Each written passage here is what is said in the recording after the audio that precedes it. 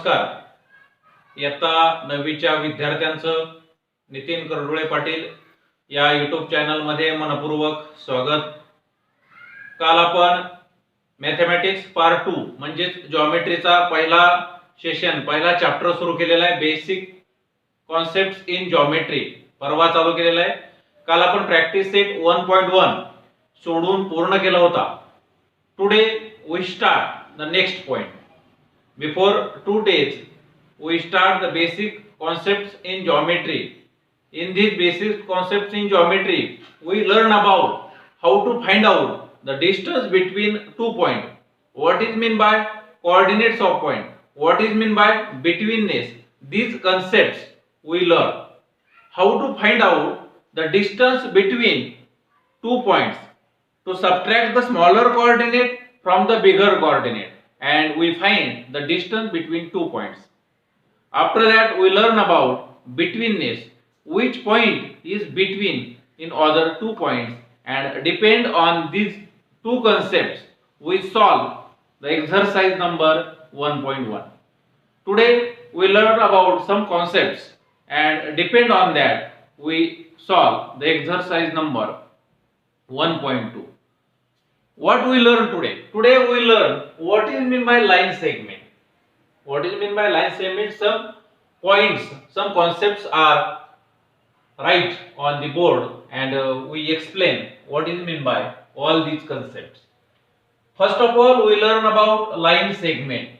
What is meant by line segment? Segment AB, a line segment. Segment AB is a line segment. The union set of point A, point B and points between A and B. Union and intersection are 2 points we learn in part 1. Means in chapter 6 we learn about concepts intersection and union. Union means त्या सर्व बाबी. Union पहा, set A आणि set B चा जर union घ्यायचा असेल तर आपण काय करायचो? सेट A मधील सर्व एलिमेंट, सेट B मधील सर्व element means set of all elements in set A and B. A आणि B चे सगळे एलिमेंट्स घ्यायचो, त्याला आपण युनियन म्हणायचो. इंटरसेक्शन कशाला म्हणतात? Common elements. पहा, A मधले आणि B मधले कॉमन एलिमेंट घ्यायचे, त्याला आपण इंटरसेक्शन असं म्हणतो. तो common element of set A and B is called intersection of two sets. Union म्हणजे A आणि B मधले सगळे, इंटरसेक्शन म्हणजे कॉमन फक्त A मध्ये असले पाहिजे, B मध्ये असले पाहिजे, त्याला आपण कॉमन असं म्हणतो. इथं काय दिले पहा, the union of set of point A आणि B. Point A and B, point A आणि point B मधला त्यांचा युनियन, सेटचा युनियन. युनियन मीन्स A मध्ये A चा पॉइंट A आणि पॉइंट B दोन्ही पण, and points between A and B. A and B मध्ये so many points आहेत. A आणि B च्या मध्ये खूप पॉइंट्स आहेत. यांच्या सगळ्याचा union is called line segment. याला लाइन सेगमेंट असं म्हणतात. Point A and point B are end points of the line segment AB. हे तुम्ही मागे शिकला तरी सांगतोय. A आणि B ला एंड पॉइंट म्हणायचं. लेंथ AB, लेंथ AB म्हणजे distance between A to B. Length AB म्हणजे distance between A to B. After that we learn about ray AB. यानंतर आपण रे AB शिकणार आहे. हे जे लाइन सेगमेंट असतो A आणि B च्या पुढे, या एरो हेड नाही, एरो हेड नाही त्याचा अर्थ तो पुढे वाढत नाही, एवढाच आहे AB. ओके, लेंथ AB म्हणजे distance between A to B. A आणि B मधलं जे डिस्टन्स आहे ते म्हणजेच length AB. Then ray AB, the union set of all points on segment AB. AB मधले सगळे points and the point P such that ABP is collinear is called ray AB. पहा, the set of points, the set of union of set of all points A and B and points P मधले, point P आणि AB या मधला जो union आहे पॉइंटचा is called ray AB. Point A is called end point. Point A end point आहे. Point P च्या ठिकाणी arrow head आहे, म्हणजे या दिशेला तो इनफायनाइट डिस्टन्स आहे, तो इनफायनाइट इन्युमरेबल डिस्टन्स आहे P या ठिकाणी, किंवा या दिशेने तो कितीही वाढू शकतो. याचं डिस्टन्स सांगू शकतो का? रेचं डिस्टन्स सांगू शकत नाही आपण. याचं जसं डिस्टन्स फाइंड आउट करता आलं लाइन सेगमेंटचं, तसं रेचं डिस्टन्स आपल्याला फाइंड आउट करता येत नाही, कारण तो अमर्याद इतका वाढलेला आहे. यानंतर लाइन सेम आहे पहा. द युनियन सेट ऑफ, काय सांगितलंय? The union set of points on ray AB, ray AB वरती जे पॉइंट्स आहेत ते सर्व पॉइंट्स कोणाबरोबर युनियन घ्यायचा आहे त्यांचा, युनियन म्हणजे ए आणि बी मधले सगळे कोणाबरोबर union, opposite ray of ray AB, या रे AB च्या ऑपोजिट रे, पहा रे AB आणि त्याच्या ऑपोजिट रे म्हणजे रे BA, रे AB आणि रे BA यांचा युनियन इज कॉल्ड लाईन, याला म्हणतात लाईन. तुमच्यासाठी मी सगळं लिहून ठेवलंय, वेळ जाऊ नये आपला व्हायला. The union set of points on ray AB and opposite ray of ray AB, कुणाचा union, ray AB points on ray AB and opposite ray of ray AB, ray AB च्या ऑपोजिट रो कोणता BA, यांचा union is called line AB, याला आपण line AB म्हणतो. which is increase in innumerable, दोन्ही साइडला infinite distance या लाईनचं असतं. कॉन्ग्रुएंट सेगमेंट कशाला म्हणायचं, congruent segment if length of segment AB and length of segment CD are equal, if the length of two segments is equal then these two lengths are called congruent segment. जर दोन लेंथचे जर equal असेल तर त्याला congruent length म्हणायचं, congruent segment म्हणायचं. Length AB congruent segment CD जर equal असेल तर. त्यानंतर त्याच्या प्रॉपर्टीज आहेत पहा, प्रॉपर्टीज ऑफ कॉन्ग्रुएंट सेगमेंट्स. कोणत्या प्रॉपर्टीज आहेत कॉन्ग्रुएंट सेगमेंटच्या पहा, reflexivity. Reflexivity means every segment is congruent itself, प्रत्येक सेगमेंट हे स्वतःशी कॉन्ग्रुएंट असतं. Segment AB congruent segment AB, segment AB हा सेगमेंट AB शी कॉन्ग्रुएंट आहे, त्याला म्हणायचं रिफ्लेक्सिव्हिटी. दुसरी property symmetry. What is mean by symmetry, if segment AB is congruent to CD, AB congruent to CD, then segment CD congruent to AB. जर AB CD ला congruent असेल then segment CD is also congruent with AB. पहा AB CD ला, CD AB ला, याला म्हणायचं symmetry. Then third property transitivity म्हणतात याला, ट्रान्झिटिव्हिटी.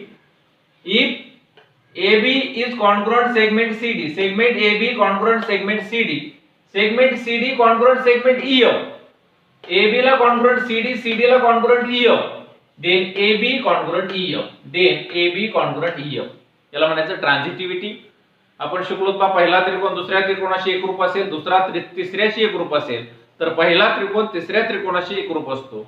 त्याच पद्धतीने segment AB congruent segment CD, segment CD congruent segment EF, then AB congruent EF, याला म्हणतो आपण transitivity. Then next concept is mid point of a segment. आता mid point of a segment काय पहा, सेगमेंट AB, इथं segment AB दिलाय आणि point B is the mid point of AB.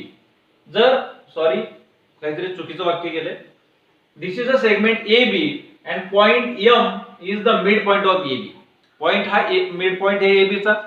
कधी असेल पहा, मिड पॉइंट कधी असेल, AMB कोलिनियर आहे, AM is equal to BM आहे, AM is equal to BM. if AM congruent BM, AM congruent BM जर असं असेल then M is the midpoint of AB. जर असे असेल तर M is the midpoint of AB.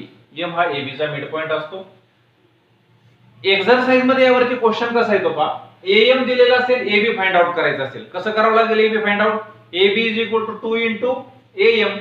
किंवा AB दिलेला असेल आणि AM फाइंड आउट करायचं असेल, काय करावं लागेल, AM is equal to AB upon 2, AB च्या हाफ असेल कारण M is the midpoint of AB.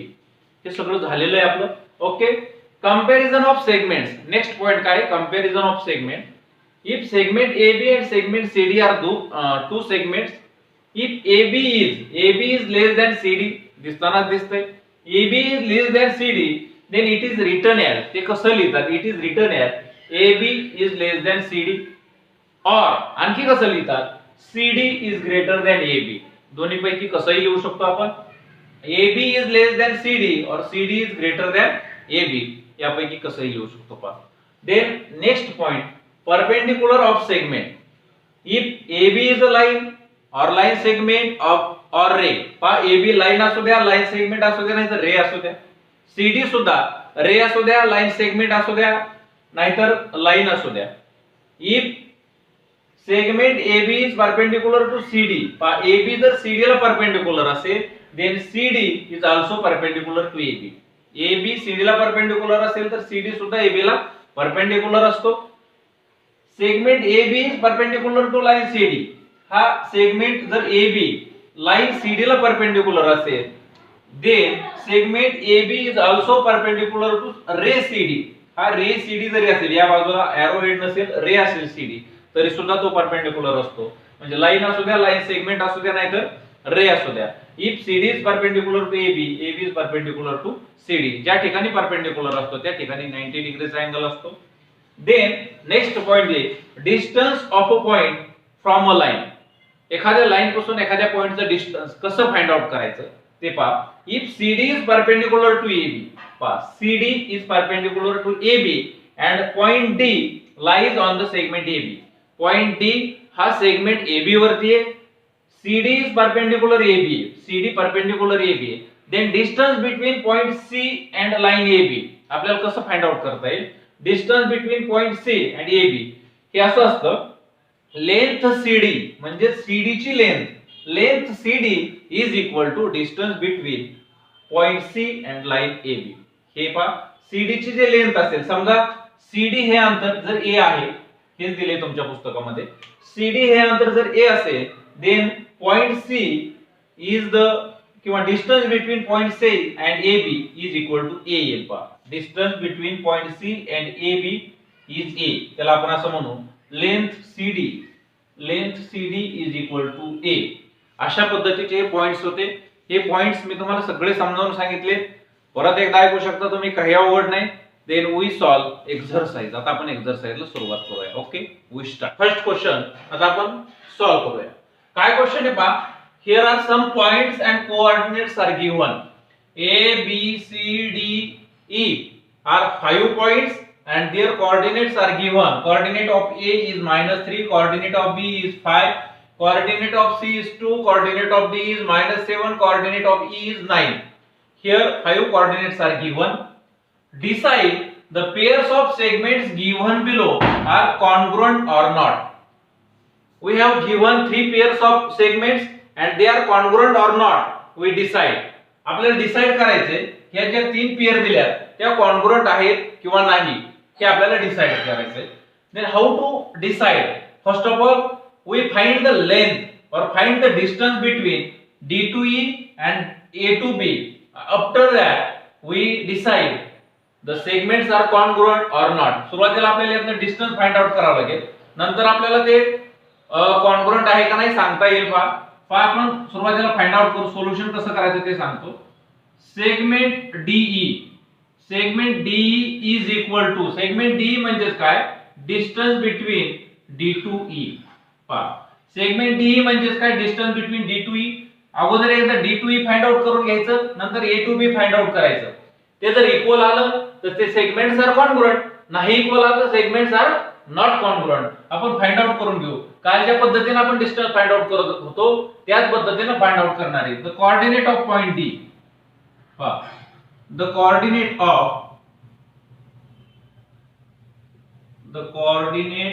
Of point D is equal to, D चा कोऑर्डिनेट पहा काय, -7. The coordinate of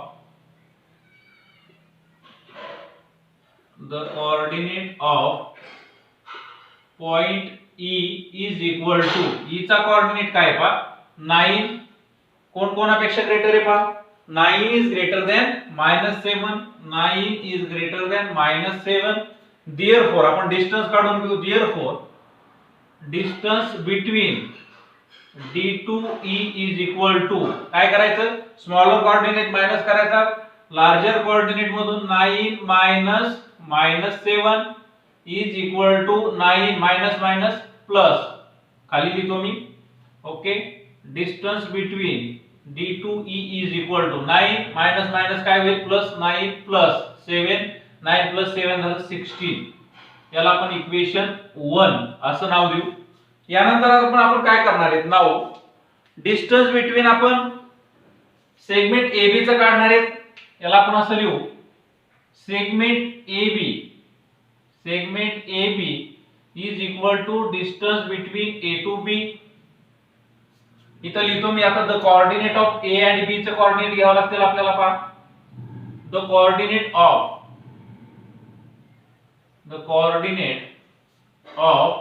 point A is equal to A चा coordinate पहा काय -3. The coordinate of point B, the coordinate of point B is equal to, आता B चा coordinate काय पहा 5, इथं मी लिहितो 5. ओके, बी चा कोऑर्डिनेट आला 5 आणि ए चा आला -3. ओके, ए चा -3, बी चा 5 आला. यानंतर आपण डिस्टन्स फाइंड आउट करू पहा. Distance between A to B, distance between A to B is equal to पहा 5, इथं एकदा ग्रेटर लिहावं लागेल. कोणापेक्षा ग्रेटर लिहायचं राहिलं, 5 इज ग्रेटर दॅन -3. 5 -3 पेक्षा ग्रेटर आहे. Therefore distance between A to B is equal to 5 -3 is equal to 5 plus 3. 5 plus 3 इथे दिसतंय का? एकदा चेक करतो खाली तुम्हाला दिसतंय का? ओके, या ठिकाणी लिहितो मी पहा. Therefore, distance between A to B is equal to 5 plus 3 काय होईल? 8 होईल. याला आपण इक्वेशन 2 देऊया. पहा इक्वेशन 2 काय आला आणि इक्वेशन 1 काय आला. इक्वेशन D2E हे आलं 16, A to B हे डिस्टन्स आले 8, A to B हे डिस्टन्स 8 आले. आता यानंतर आपण काय करणार, फ्रॉम 1 and 2 वरून हे कॉन्ग्रुएंट आलेत का? नाही आले. हे 16 आले, हे 8 आले. हे जर दिसत नसेल तर इथे लिहितो मी, हे इक्वेशन 2 इकडे लिहितो. या वरच्याचा काही संबंध नाही, हे वरचं सेपरेट आहे. पहा इथं काय आलं, distance between A to B is equal to किती आलं? हे 5 प्लस 3 8 आलं. त्याला आपण इक्वेशन 2 असं दिलं.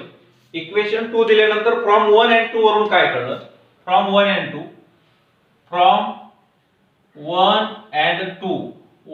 वरून काय कळलं पाहूया. Distance between D to E is not equal to distance between A to B. D to E आणि A to B हे कॉन्ग्रुएंट नाही, म्हणून segment DE and segment AB are not congruent. इथे लिहायचं पहा, segment DE and segment AB are not congruent. अशा पद्धतीनं DE आणि AB हे कॉन्ग्रुएंट नाहीत. अशा पद्धतीने प्रूव्ह करता आलं. काय केलं पहा, distance between B to A काढलं, त्याचे कोऑर्डिनेट लिहिले, स्मॉलर कोऑर्डिनेट बिगर कोऑर्डिनेट मधून मायनस केला, इक्वेशन 1 मिळालं.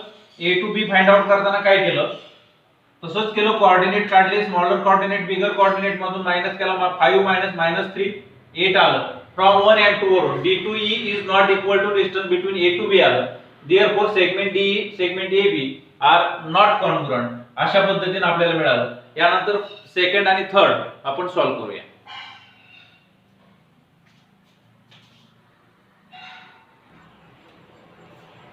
पहा सेकंड एक्झाम्पल मी घेतलेले.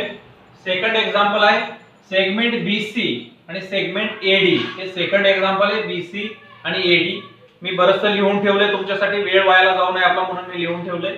Segment BC is equal to distance between B to C. Distance between B to C काढण्यासाठी B चा आणि C चा कोऑर्डिनेट घ्यावा लागेल आपल्याला. The coordinate of point B, coordinate of point B is 5. The coordinate of point C is 2. 5 is greater than 2. 5 is greater than 2. Distance between B to C कसं काढणार? 5 - 2 म्हणजे distance between B to C आलं 3. आणि दिस is the equation 1. याला आपण equation 1 नाव देऊ पहा. B to C हे डिस्टन्स आपल्याला 3 मिळालेलं आहे. यानंतर सेगमेंट AD चा आपण काढून घेऊ, कॉन्ग्रुएंट आहे का नाही काढायचं आपल्याला. सेगमेंट AD म्हणजे distance between A to D. The coordinate of point A चा कोऑर्डिनेट आहे -3. इथं लिहितो मी -3. The coordinate of point D चा कोऑर्डिनेट आहे -7. कोणता ग्रेटर आहे? -3 इज ग्रेटर दॅन -7. त्यानंतर distance between A to D काढून घेऊ आपण. Distance between A to D is equal to -3 -7 distance between A to D is equal to -3 +7 distance between A to D is equal to -3 + 7 4 आले. दिस is the equation 2. Equation 2 वरून 1 वरून हे 3 आलं, equation 2 4 आले, हे कॉन्ग्रुएंट नाहीत. इथं आपण लिहूया distance between B to C from 1 and 2, from 1 and 2. 1 and 2 वरून काय कळलं, distance between B to C is not equal to distance between A to D. Distance between A to D हे कॉन्ग्रुएंट नाहीत. Therefore खाली मग एक statement लिहा. कोणतं स्टेटमेंट लिहा, segment BC and segment AD are not congruent. जर दोन्ही एक आले असते तर आपण लिहिलं असतं आर कॉन्ग्रुएंट. आले नाहीत म्हणून इथं लिहायचं नॉट कॉन्ग्रुएंट. आणि शेवटचं जे एक्झाम्पल आहे BE आणि AD हे तुम्ही सहज फाइंड आउट करू शकता पहा, काही अवघड नाही. तरी पण जर गरज असेल तरी मी देतो पहा, B चं फाइंड आउट करून देतो, शॉर्टकट मध्ये देतो. तर B चा कोऑर्डिनेट काय पहा, B चा कोऑर्डिनेट काय आहे, B चा आहे 5. ओके, B चा कोऑर्डिनेट आहे 5. E चा कोऑर्डिनेट पहा काय, E चा कोऑर्डिनेट आहे 9. E चा 9 आहे. Distance between B to E काढून घेऊ, तुम्ही डिटेल लिहायचं, मी डिटेल लिहिलं नाही. Distance between B to E is equal to 9 - 5. Okay, 9 - 5 is equal to आलं 4. याला आपण इक्वेशन 1 असं देऊया. दुसरा आहे A चा कोऑर्डिनेट लिहा. A चा कोऑर्डिनेट काय आहे, coordinate of A is the -3. Coordinate of D चा कोऑर्डिनेट लिहा. D चा कोऑर्डिनेट आहे -7. यानंतर कोणता ग्रेटर आहे कोणापेक्षा, तुम्हाला लक्षात आलं असेल, distance between A to D is equal to -3 -7. Distance between A to D is equal to काय येईल, -3 + 7 म्हणजे 4 आलं. इक्वेशन 2 मिळालं. हे 4 आलं. काय करणार आहे तुम्ही, distance between B to E is equal to distance between A to D. हे कशावरून, फ्रॉम 1 and 2. फ्रॉम 1 and 2 अशा पद्धतीने आपल्याला मिळालेले आहे. आणि मग शेवटी तुम्ही लिहायचं सेगमेंट BE आणि segment AD are congruent segment. अशा पद्धतीने पहिला क्वेश्चन आपला सॉल्व्ह झालेला आहे, काही अवघड नाही. पहिला क्वेश्चन तुम्ही असा सहज सॉल्व्ह टू काय म्हणतोय, point M is the mid point of segment AB. Segment AB तर जर आपण ड्रॉ केलं, हे सेगमेंट समजा AB आहे, AB point M is the mid point of segment AB. M हा मिड पॉइंट आहे. AB इज इक्वल टू 8 आहे, हे टोटल लेंथ 8 आहे, ही टोटल लेंथ 8 आहे. ओके, देन AM किती आहे, AM फाइंड आउट करायचंय. पहा आन्सर मध्ये तुम्ही कसं सोडवणार आहे, आन्सर असंच लिहायचं, M is the mid point of AB. Answer लिहिताना असं, M is the mid point of AB. M is the midpoint of AB. अशा पद्धतीने लिहायचं mid point of AB. Therefore काय येईल पहा, AM इज इक्वल टू इथं सांगितलं त्या पद्धतीने AB डिवाइडेड बाय 2. AB च्या हाफ येईल पहा, ही लेंथ AB आणि ही M. मग AM काय होईल, AB च्या हाफ होईल, AB अपॉन 2. AB आहे 8 डिवाइडेड बाय 2. देअरफॉर 4. 2 4 जा 8. AM is equal to 4. अशा पद्धतीने तुम्हाला आन्सर फाइंड आउट करता येईल. त्यानंतर पुढे काय दिले, point P is the mid point of segment CD. Segment CD मी काढतो, हा सेगमेंट CD आहे. पॉइंट P मिड पॉइंट आहे, हा पॉइंट P हा मिड पॉइंट दिलाय. CP is equal to 2.5. हा CP 2.5 आहे. CD फाइंड आउट करायचा आहे. आन्सर मध्ये परत एकदा लिहायचं तुम्ही. आन्सर मध्ये काय लिहिणार आहे, point P is midpoint. Point P is midpoint of CD. CD चा midpoint आहे. Therefore CD is equal to 2 into CP. 2 into CP. CP च्या दुप्पट होईल. CP च्या दुप्पट. Therefore CD is equal to 2 into CP आहे 2.5. 2.5 ने 2 ला गुणा 5 येईल. अशा पद्धतीने तुम्ही CD फाइंड आउट केलं. त्यानंतर पुढचा क्वेश्चन काय पहा, AB 5 centimetre, BP 2 centimetre, AP 3.4 centimetre. Compare the segment. सेगमेंटचं कंपॅरिझन करायचंय फक्त.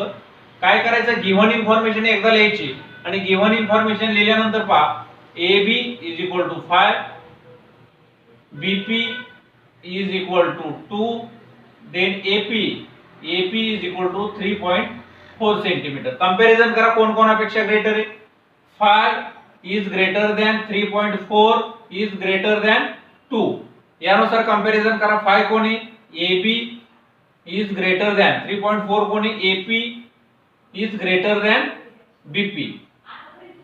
अशा पद्धतीनं स्टेटमेंटचं कंपॅरिझन करायचंय. काही अवघड नाही, अतिशय सोपं आहे. Then we solve. आणि क्वेश्चन 6 आपण सॉल्व करूया. पहा व्यवस्थित दिसतंय का. ऑपोजिट इथे लाईन दिलेली आहे पहा, त्याच्यावरती पॉइंट आहेत T, S, R, P आणि Q. हे त्याच्यावरती पॉइंट आहेत. क्वेश्चन काय विचारलेत पहा, सगळे क्वेश्चन मी लिहून ठेवलेले आहेत. हे क्वेश्चन तुमच्या पुस्तकामध्ये पहा, क्वेश्चन तुमच्या समोर पाहिजे, त्याशिवाय तुमच्या लक्षात येणार नाही. काय सांगितलंय, opposite ray of ray RP. RP ला अपोजिट रे पहा, हा RP R हा त्याचा एंड पॉइंट आहे.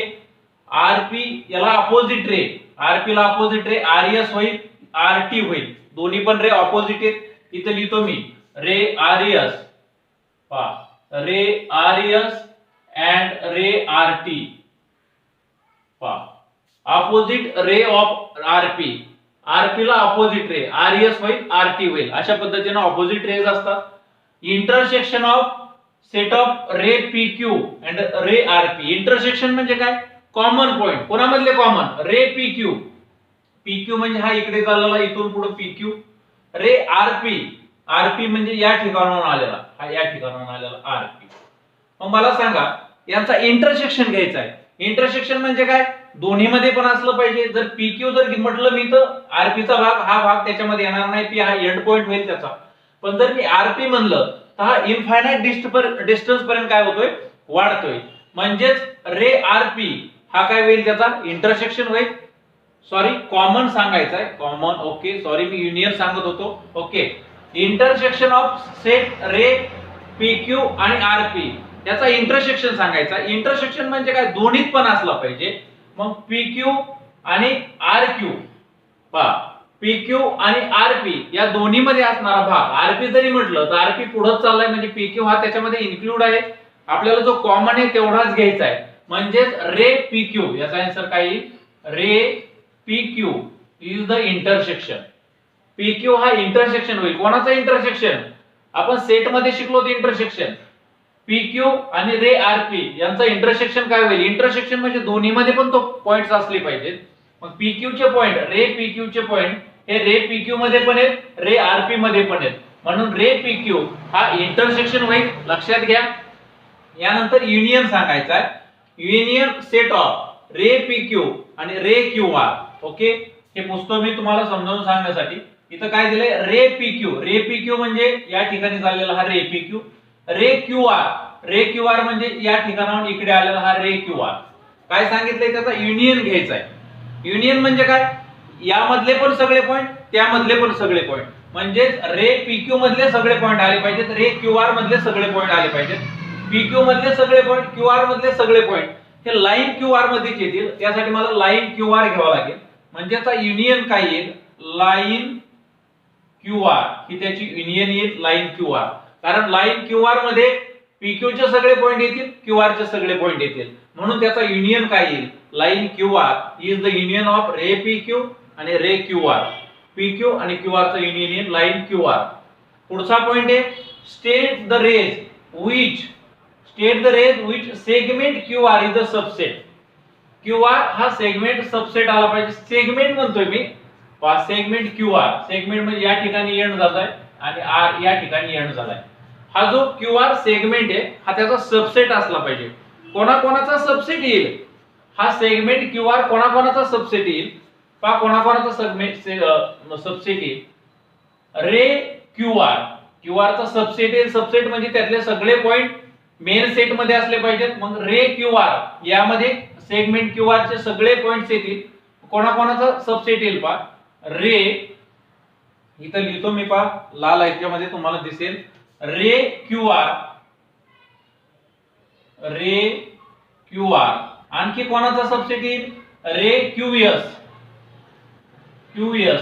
त्यानंतर रे क्यू एस नंतर क्यू टी, रे क्यू टी याचा पण सबसेट येईल. आणखी कोणाचा सबसेट येईल पा? रे आर एस. ओके, रे आर एस. त्यानंतर आणखी कोणाचा सबसेट येईल?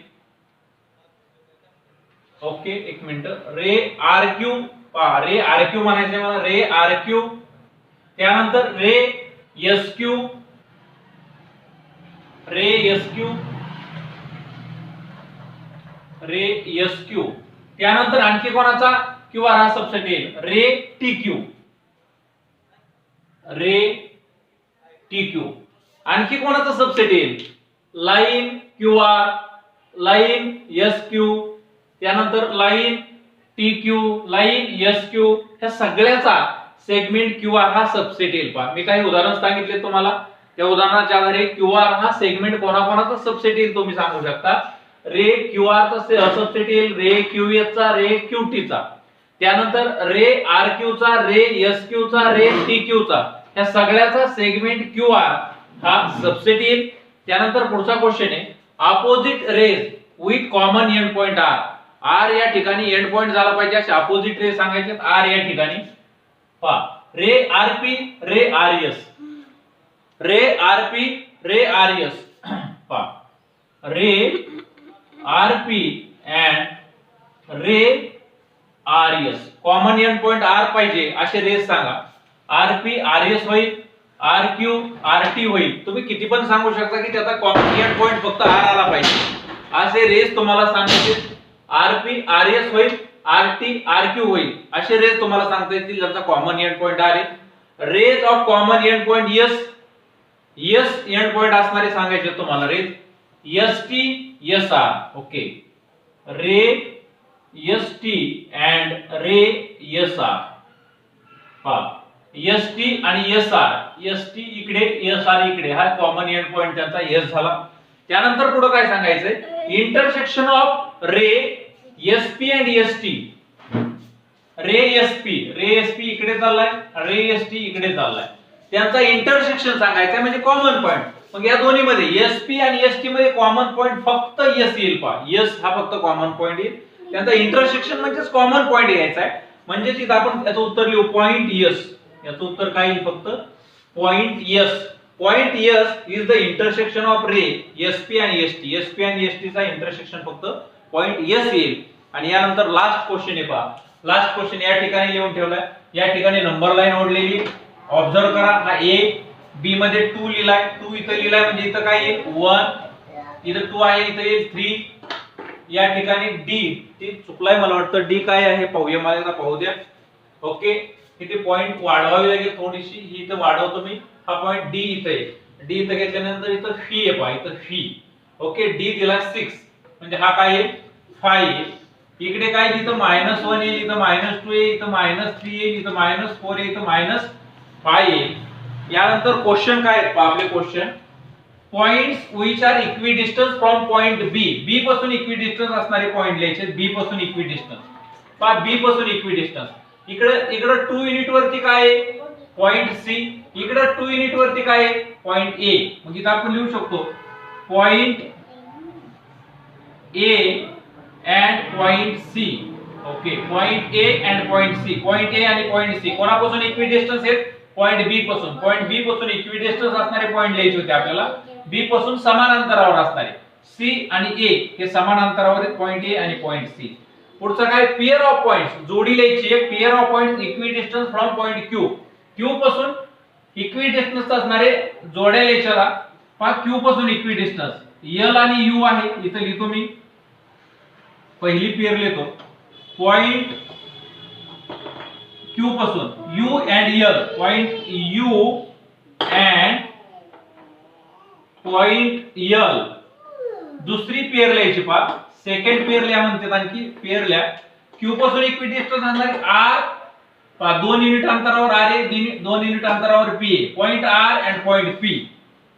इथं लिहितो मी point R and point P. Okay, point R and point P अशा पद्धतीनं या पॉइंट Q पासून इक्विडिस्टन्स असणार U आणि L, R आणि P आणि लास्ट